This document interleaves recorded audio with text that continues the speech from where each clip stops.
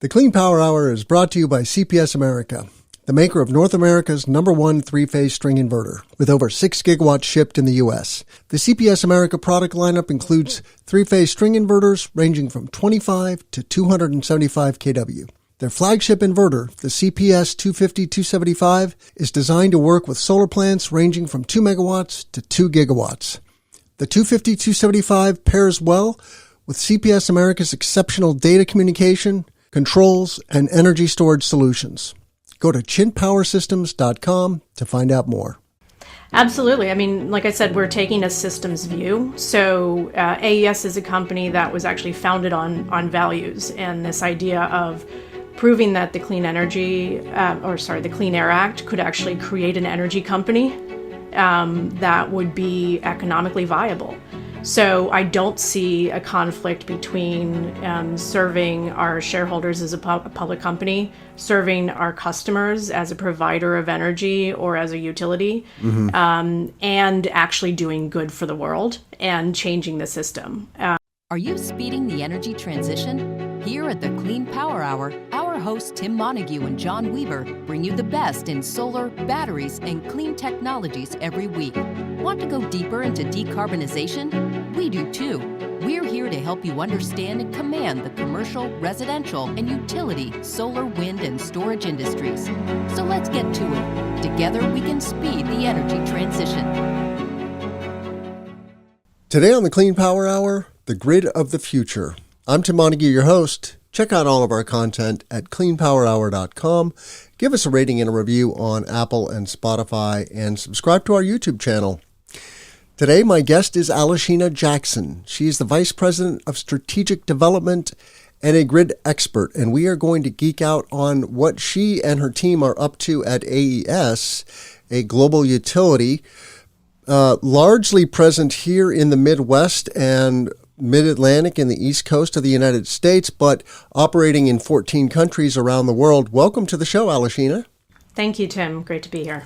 Really excited to bring your work to my listeners. You know, the grid is something that we often take for granted, but as clean energy professionals, you know, my listeners are wrestling with the challenges of getting their projects interconnected and finding places on the grid where there's enough capacity for wind, solar, and batteries. And these mundanities of the energy transition are a real challenge for our industry.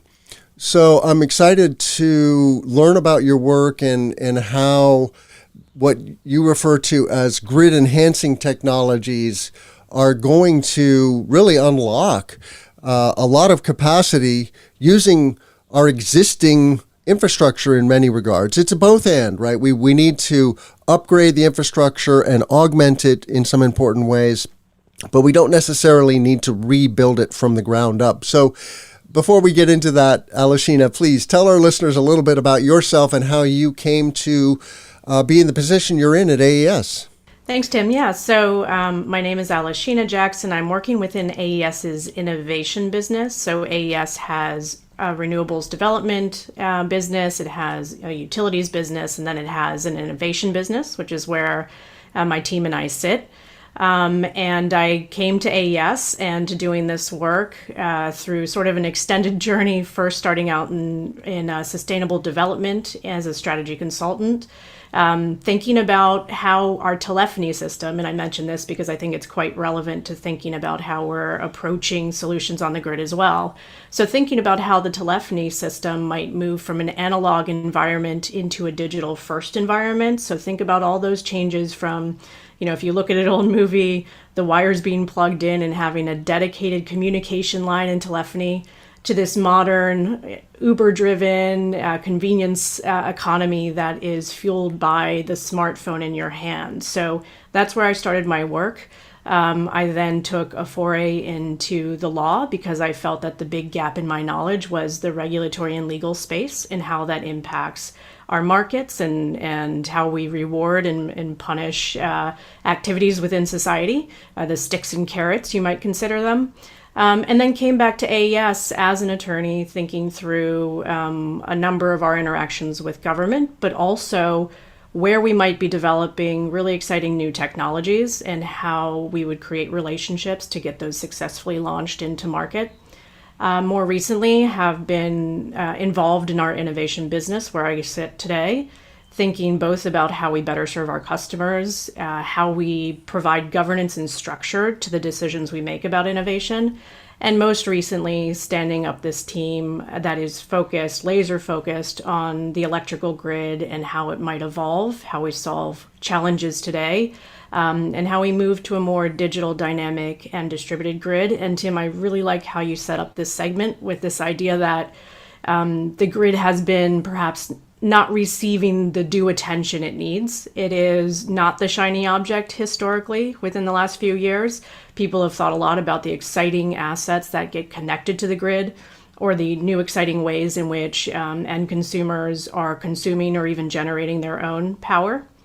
Those have been the shiny objects of the last several years, and my team and I feel very strongly that to make those shiny objects realize their full objectives, we really need to pay attention to the system that is connecting the generation, the consumption, i.e. how we deliver energy across the system. I'm curious if, when we talk about the grid, we often refer to it as one of the most complicated machines that humanity has ever designed and built, but B, something that has largely been the same for the last 100 years, and now things are different. Is that a fair assessment? I think that's right. I mean, it is an amazing machine, right? That ability to flip a switch and there you go. You have this amazing source of power, of fuel that allows so much of the rest of society. We really take it for granted. And the fact that it continues to work so well. I also agree that it has largely remained the same. Certainly there have been improvements, a lot of incremental improvements to the assets that go onto the grid, but we're largely doing like for like replacement, sort of under that theory, if it's not broken, don't fix it. I've also anecdotally heard from many people that we do have a lot of assets that are nearing their end of life in the system. So where we are replacing, there are still some assets that have been in place for decades. So we do have a really fantastic opportunity to think as we're upgrading and replacing these assets that are going to need replacement, are we continuing that like for like replacement, or are we recognizing that we're stepping into a more modern, more digitally powered society, that our grid is already dynamic in nature? We're just not visualizing that and making use of that capability. And so we have this great moment to really take a step change in the direction of a more modern grid. One of the massive transformations that I think is just front and center for energy professionals is the decentralization, right? We're going from a world of centralized power plants, whether they're coal, gas, nuclear, to one of a combination of, yes, there will be large renewable wind, solar, and battery farms. These are 100 megawatt plus, now gigawatt plus scale generators. And then the advent of rooftop solar at the opposite end, right, at the point of use. And, given our sophisticated computer technology, and truly, like a solar inverter is a computer. And so it just kind of makes sense to me that there's no reason we can't transcend, include and transcend, I guess, is the expression that I really like. Include the best of the past and transcend that and move forward in a new way, so to speak. Because obviously rooftop solar and behind the meter batteries are a huge potential, and there's no reason why we shouldn't embrace that. And meanwhile, we're going to be consuming way, way, way more, 3 or 4 times more electricity as we build data centers, as we electrify transportation and industry and HVAC, et cetera. So paint a picture for our listeners, though, Alexina. What is the purview of your work? What are the problems that you're trying to solve? And then we'll take a little deeper dive into some of those. Sounds great. So, if you don't mind me, I'll just sort of grab a little bit of what you were describing there to talk about the most visionary aspect of our work, right? Which is that envisioning the future grid so that we build very practical stepping stones with the current changes that might benefit the system. So as we think about that future visionary view of the grid, a number of the things you mentioned in terms of the very digital nature of the assets that we're putting on there, right? So I think I said earlier, digital, dynamic, distributed, right? So if you take those words, the digital aspect, we're adding more inverter-based resources, we're adding more Internet of Things at the end point of consumption. So as we think about just the changing digital nature of the grid, you add on some sensors, which is part of our very practical near-term objectives on the team, right? Adding greater awareness of the grid in place. So you add in those sensors and you have an extremely digital grid. So there is a sense of urgency on the team to have us recognize as a system that as we are building out the grid, we are making an inherently digital first grid.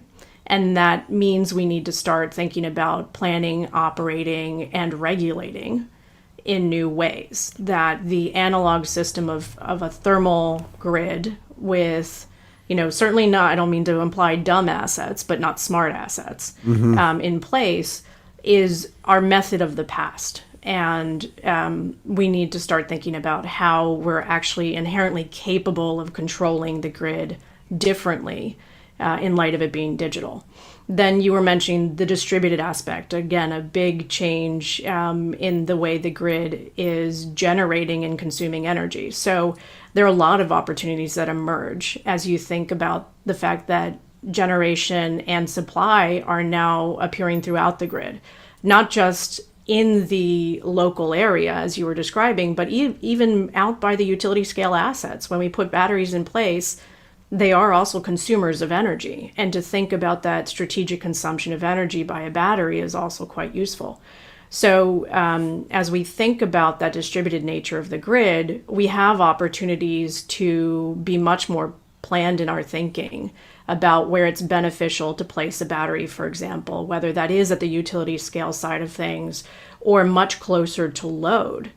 That strategic placement of batteries can help us achieve our decarbonization objectives much more quickly, as well as ensuring that we're consuming the best priced energy on the grid. Reducing congestion in the grid is beneficial both from the perspective of accelerating our decarbonization narrative as it is beneficial to reliability and low price energy, which has been one of those touchstones in the grid for a very long time.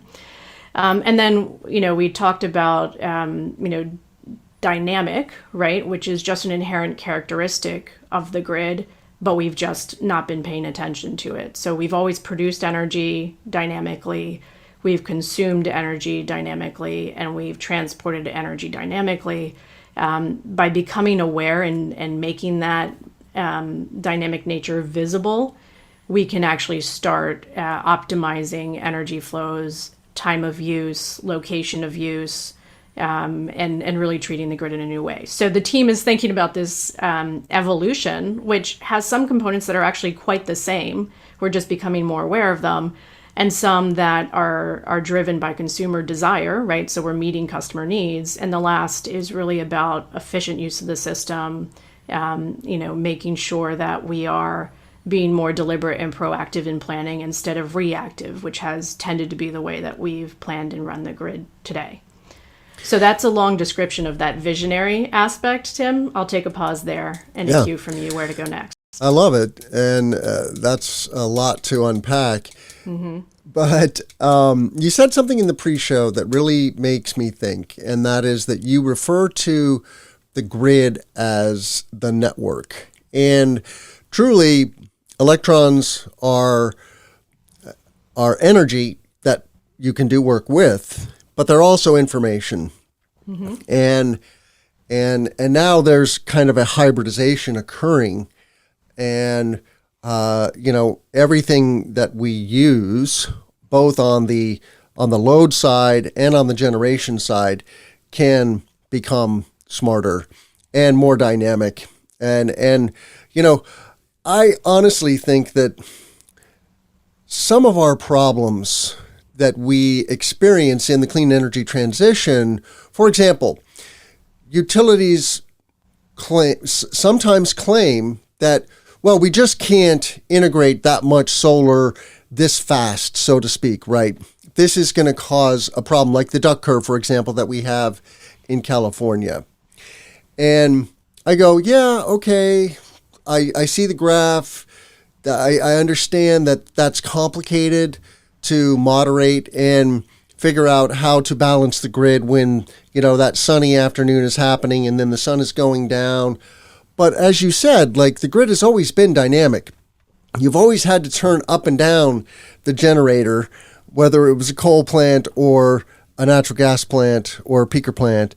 And now we're just getting better granular, sophisticated control of these assets. And so it's actually seemingly to me a really wonderful opportunity to just let's go, let's turn it on, let's truly make it fully dynamic and more sophisticated. Is that a good assessment?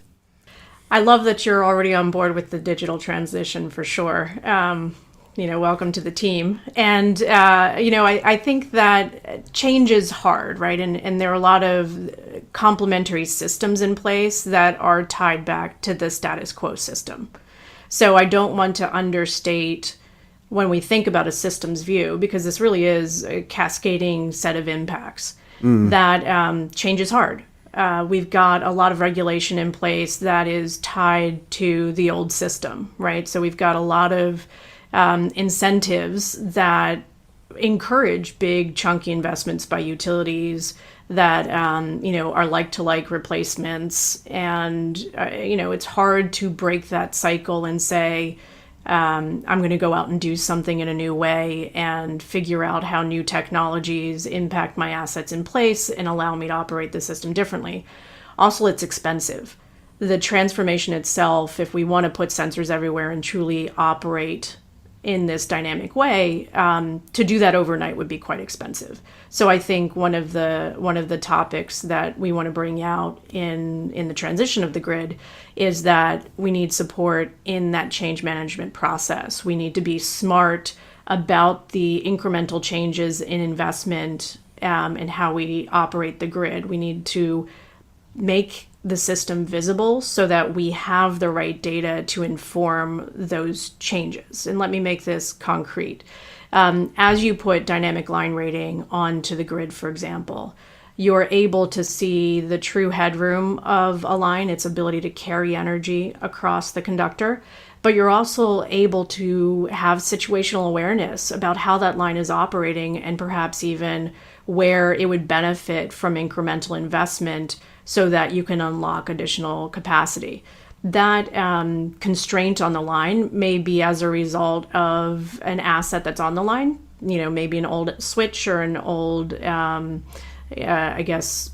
even the conductor itself could be degrading over time. And by being aware of the quality or the health of that line and the corresponding related assets, the utility has an opportunity to make that strategic and targeted investment and then spend additional money on bringing other parts of the grid up to this digital speed. And so, Tim, I think I don't want to simplify the transformational journey that we have in front of us, but I agree with you that the opportunity there is enormous and very worthwhile doing.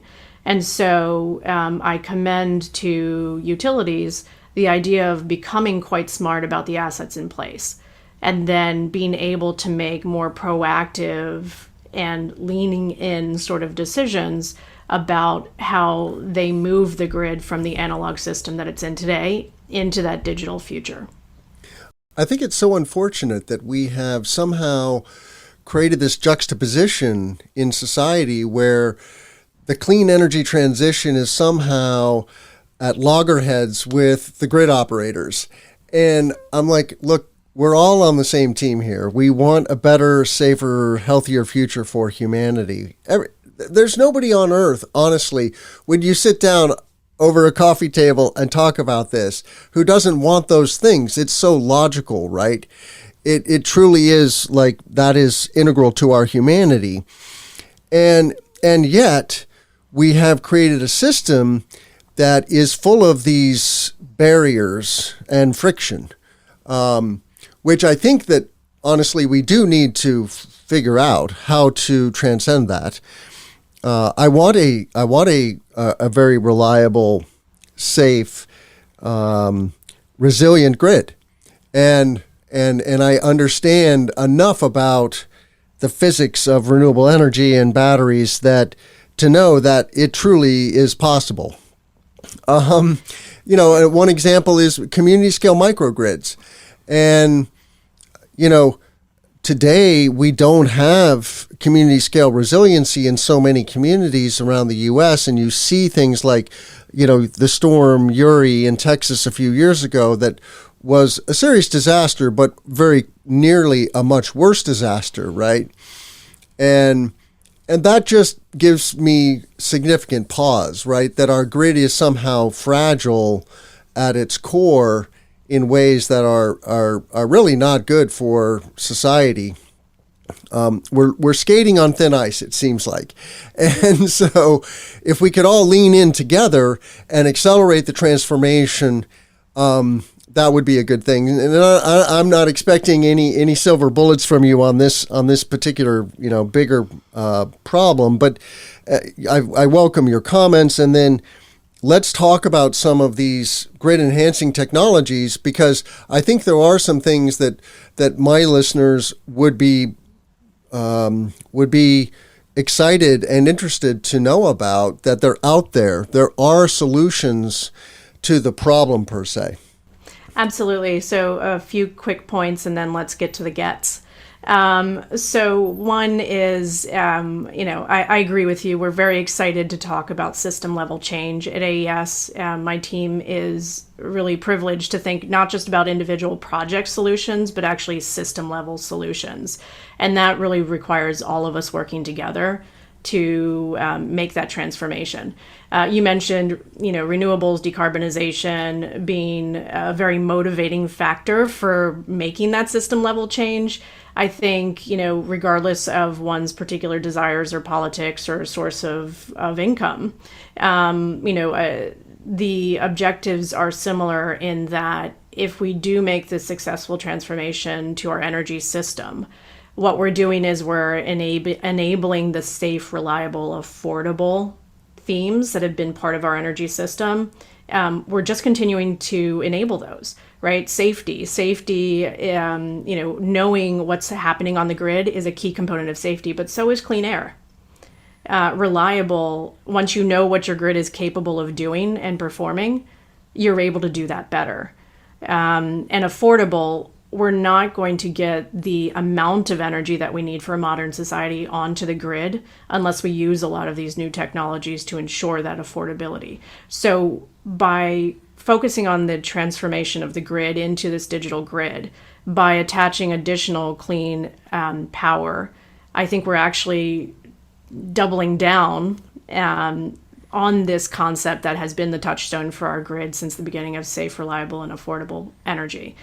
So big, I think it just makes a lot of sense. It helps our economy, it helps our health, it protects communities. And so it's a win-win-win in my mind. And as you were saying, grid enhancing technologies, I'm happy to talk about those because I believe they are, while there's no single silver bullet, they are part of a powerful toolbox of technologies that enable us to become smarter about the grid, control it more effectively, plan it more clearly, and ultimately, therefore, deliver the energy that our customers need in a way that maintains the affordability of our grid. The Clean Power Hour is brought to you by CPS America, the maker of North America's #1 three-phase string inverter, with over 6 gigawatts shipped in the U.S. The CPS America product lineup includes three-phase string inverters ranging from 25 to 275 kW. Their flagship inverter, the CPS 250-275, is designed to work with solar plants ranging from 2 megawatts to 2 gigawatts. The 250-275 pairs well with CPS America's exceptional data communication, controls, and energy storage solutions. Go to chintpowersystems.com to find out more. I'm curious if AES, this part of AES that you work in, focused on innovation, is there some greater mission other than serving AES customers and investors, or is this truly what you guys believe is going to be best for AES? Absolutely. I mean, like I said, we're taking a systems view. So AES is a company that was actually founded on values and this idea of proving that the the Clean Air Act could actually create an energy company that would be economically viable. So I don't see a conflict between serving our shareholders as a public company, serving our customers as a provider of energy or as a utility, and actually doing good for the world and changing the system. We believe that by changing the system, all boats will rise and will benefit from that. So let's make that very concrete. As you think about interconnection, as more and more interconnection of energy is studied as a cluster, you need to have the cluster run better. You need to have that study process run better so that our individual projects will also succeed. So it's hard to separate, when you're talking about a big machine like the grid, the success of the system from the success of an individual company. So we absolutely believe that what we're doing is good both for the system, our customers, and our company. Cool. So let's talk about GETS, Grid Enhancing Technology. It's a catchy acronym. I like it a lot. But you quickly get into some technologies that I don't think are common parlance for solar, wind, and battery professionals. We're talking about topology optimization, advanced power flow control, dynamic line rating, and storage as transmission. So break some of those down for us, and if you would, give as specific examples as possible. Sure. So starting with dynamic line rating. So line rating is a way of effectively determining how much energy can flow through one of the conductors, the lines that is transmitting energy from where it's produced to where it's consumed. Line ratings came into place in around the 1930s, effectively by taking some conservative assumptions about the effect of ambient conditions on the conductor and its ability to transmit energy. And the goal there was to ensure reliability. Let's make sure that we don't put too much energy across the line. If we do, that can lead to early degradation of the asset, but also potentially safety risks. As the line sags, it could come into contact with other features, let's say like trees in the area, and create some safety risks. So line ratings were born out of a desire for ensuring the continued operation of this big machine that we were talking about, and ensuring that it does so safely. So dynamic line ratings add on a dynamic awareness of the actual carrying capacity. So instead of using static assumptions, we're actually able to visualize the line and understand how these variety of ambient conditions impact the carrying capacity of the conductor. So as you put dynamic line ratings in place, you have more detailed, higher fidelity visibility into the carrying capacity of the line, and then are able to make decisions about how much energy you actually want to send. In some instances, dynamic line ratings are above the static line rating. In fact, in many instances they are.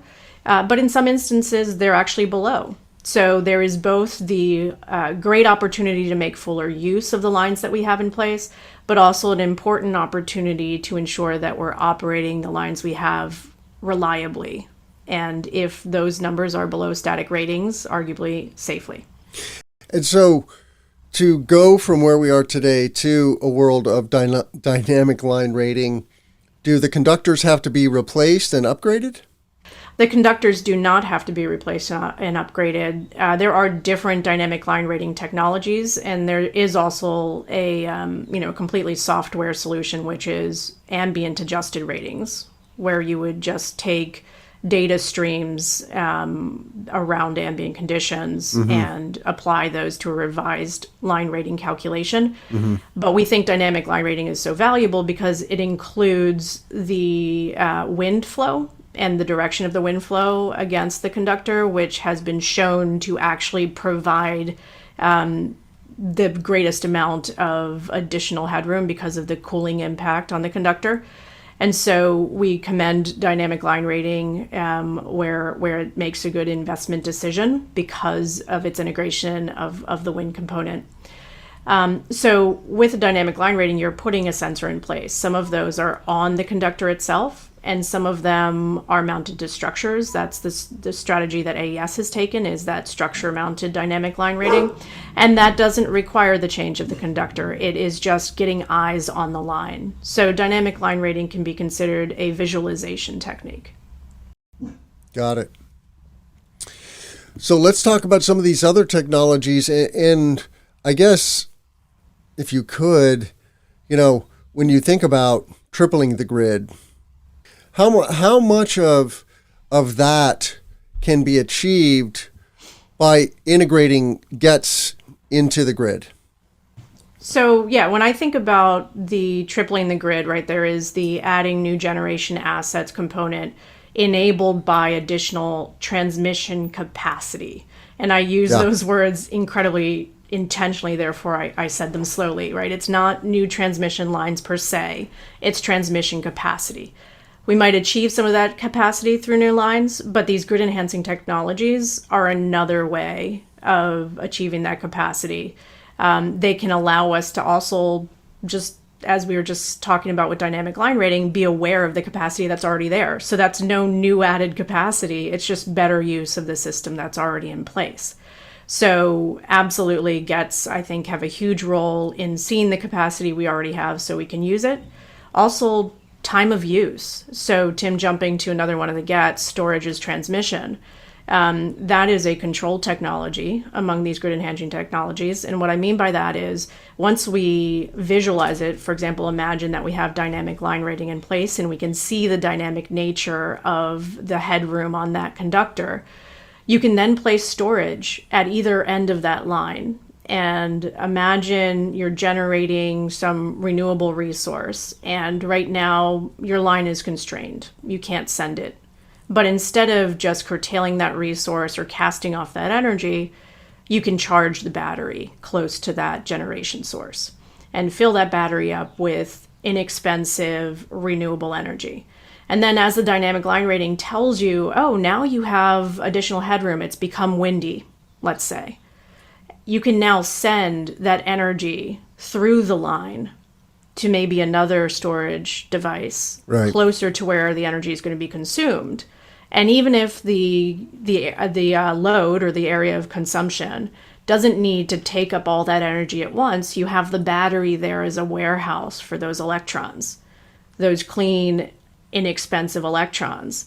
And you can warehouse them there so that when the line might be constrained again, or the supply source is not producing, the center of consumption can now consume that energy. So these GETS, storage as transmission as the example, can also provide a time of use solution that allows us to thereby consume less expensive energy that is also renewable and make better use of the generation assets, not just the assets that are transmitting energy. Indeed. Yeah, I mean, it makes perfect sense to me that having a bunch of big batteries, big and small, is going to be a wonderful thing for the grid, right? They're just great shock absorbers. I think we underestimate the value of storage. I don't doubt that it's going to be hard to make enough batteries fast enough, but that's a different problem to solve. What about some of these other things? These things are a little geeky, granted. Topology optimization, advanced power flow control. What are those? Sure. So they're another set of controls. They control power flow in two different ways, but we can basically describe them together. So again, imagine you visualized the grid with dynamic line rating. You've then placed storage in strategic places so that we're making the most of our generation assets, as well as the ability to transmit time of use. And then you can also say, well, I recognize that I have certain lines that tend to be more constrained than others. So with topology optimization and advanced power flow control, you can either switch the lines, so the topology of the system, you can change the topology by changing switches is how it's done today. And say, okay, I'm actually going to change how energy will flow in the system by opening or closing these switches. Or with advanced power flow control, you do something which is called changing the impedance or the resistance on the line so that the electrons through physics will flow into a line that is of lower impedance and therefore easier to flow across. So think of it like water flowing through more or less constrained pipes, either by closing the valve or by making it easier to flow. Energy can be directed through the system to make more use of underutilized lines, and thereby making sure that we're not just always hitting one similar constrained line with all the energy, but actually ensuring that we're distributing the energy through the system in a way that just avoids overloads and makes fuller use. Now, for our listeners, you have written a white paper about this, and so I will put a link to that. The paper is titled Smarter Use of the Dynamic Grid, Accessing Transmission Headroom Through GETS Deployment. And it makes perfect sense to me that we want to deploy GETS. So what are the barriers to deploying GETS in the United States today? Well, they're a little lower as of yesterday because the Federal Energy Regulatory Commission did issue some rules that include the requirement to consider GETS in the system. So very excited about the advances we've seen in the regulatory space, whether it's through support from organizations like the DOE, for example, the Department of Energy, in grants, and also even just thought leadership. For example, their grid liftoff report has a lot of great guidance on technologies that can help us make greater use of our electrical grid. So there's been a lot of fantastic guidance at the regulatory level and from the government. But still, there's a lot of education that needs to happen. And so you mentioned the white paper. That's one reason we put the white paper out there, is that since AES is trying to have this system level improvement, we want to share our own insights and our own learnings with the larger system to address that education barrier. We want more people to understand these technologies. And in addition to the white paper you mentioned, we did issue a case study on our own deployment of dynamic line rating. So that's another example of how we're trying to improve education. That case study is also an example of deployment. We need more deployments in the system, right? Because topology of the grid matters. We can deploy technologies in our own footprint at AES and our utilities, but there are other topologies in the system, whether that is a radial system, a mesh system, or even, the type of customers we have on the grid consuming energy in different ways. So we need other utilities to lean in and put deployments on the grid and share their insights from their deployments, because that is a beneficial feedback loop on education. Then ultimately, those who have worked in innovation know this inherently. There's a difference between deployment and scale. And so we need to start addressing some of those regulatory challenges that I mentioned earlier, the incentives that may be built for a thermal system and not for this new digital system that we're building. So we do need help from regulators to address some of the incentives, perhaps create things like performance-based regulation that can help align incentives to, for example, these more efficient and quick to deploy technologies like GETS, ensure that a utility will receive as beneficial, if not more beneficial, rates of return for using these creative solutions. That would help us get over the gap between the status quo deployment approaches into a broader and therefore scaled deployment of modern technology. So what is that performance-based regulation to incentivize utilities to incorporate GETs? Or best, what you refer to as best available technology standards? Sure. So best available technology standards, which is, I think, complementary but slightly different from PBRs or performance-based regulations. So performance-based regulations can take a variety of forms. One that is interesting to look at in the subject of a bill in Congress is this idea of a savings-based incentive. So imagine, for example, that a utility were to study this sort of status quo upgrade of a line and substation and say, okay, that would cost $10 million as an upgrade, versus study a dynamic line rating deployment and say, okay, that will cost $2 million, or, probably those numbers are even bigger apart, but I'm making it Sure. a conservative example here. So let's say there's $8 million in savings between the two solutions. Then that $8 million could be shared. And the bill in Congress, provides the opportunity up to a quarter of sharing of the savings. So if it's 8 million, right, then you could have 2 million go to the utility for that savings and 6 million go to the ratepayer. So the ratepayer pays less. The utility receives sort of an incentive around having chosen the more affordable technology to achieve the objective, the need in the system, and therefore receiving sort of that bumper incentive based on performance on the savings to deploy new modern technologies. So that could be an example of a performance-based regulation.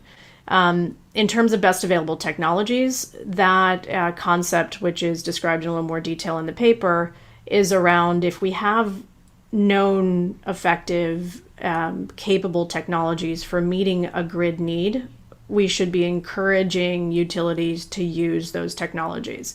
The idea is inspired by clean air regulations, right? This is not a new concept to utilities of saying if there are good, best technologies in the market, then you need to consider their use when upgrading part of the system. So if you said, I'm going to put a new line, a new substation in, I should also need to assess whether there is, for example, a dynamic line rating that I should add to that line, or should I add storage at the end of that line and, not have to do as big a step change in the conductor itself and the supporting towers, but by be able to manage the power flow needs by adding some storage combined with maintaining a smaller footprint for the towers and conductors themselves.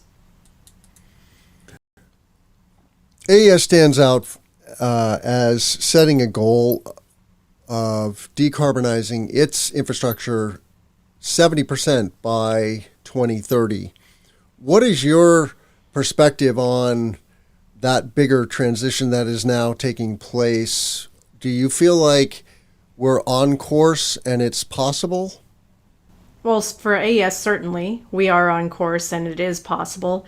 We recognize that there will be instances where our gas assets, for example, may remain in place for a little time because of a community's either challenge in replacing retiring assets with new energy sources. For example, interconnection makes that a challenge in some cases, right? It's hard to add new energy sources to the grid, and so retiring old sources can be a challenge. And so we recognize that the movement towards a renewable grid and renewable energy system is a transition. So it's not like a light switch. You don't just turn it on and off. You have to go through a transition period. But even with that caveat in place, we are on track, and our commitment to decarbonization of our portfolio is strong, and our commitment to helping our customers, such as the big tech data centers, decarbonize their own footprint is strong. So we're definitely here, and this is why my team exists, right, is to help break down barriers that are in place today or barriers that may be coming down the line in a few years so that we can continue focusing on that core objective of the company. We're going to have to leave the conversation there. I want to thank you, Alexina Jackson, for coming on the show. Please check out all of our content at cleanpowerhour.com. Give us a rating and a review on Apple or Spotify. Tell a friend about the show. Connect with me on LinkedIn. I love hearing from my listeners. I'm easy to find on LinkedIn or at cleanpowerhour.com. And subscribe to our YouTube channel. With that, I want to let our listeners know how they can find you, Alexina. Thank you. Yeah, you can definitely find me on LinkedIn personally. I'm very active there, and any new reports we're putting out will make their way there. Otherwise, the information that we covered about those two reports are available through AES's website at www.aes.com. Fantastic. And we will link to the white paper in the show notes. Thank you so much, Alexina Jackson, Vice President of Strategic Development and Grid Expert. Thank you. Thank you, Tim. Hey, listeners. This is Tim. I want to give a shout out to all of you. I do this for you twice a week. Thank you for being here. Thank you for giving us your time. I really appreciate you and what you're all about. You are part and parcel of the energy transition, whether you're an energy professional today or an aspiring energy professional. So thank you. I want to let you know that the Clean Power Hour has launched a listener survey, and it would mean so much to me if you would go to cleanpowerhour.com, click on the About Us link right there on the main navigation. That takes you to the About page, and you'll see a big graphic, Listener Survey. Just click on that graphic, and it takes just a couple of minutes. If you fill out the survey, I will send you a lovely baseball cap with our logo on it. The other thing I want our listeners to know is that this podcast is made possible by corporate sponsors. We have Chin Power Systems, the leading three-phase string inverter manufacturer in North America. So check out CPS America. But we are very actively looking for additional support to make this show work. And you see here our media kit with all the sponsor benefits and statistics about the show. You know, we're dropping 2 episodes a week. We have now over 320,000 downloads on YouTube, and we're getting about 45,000 downloads per month.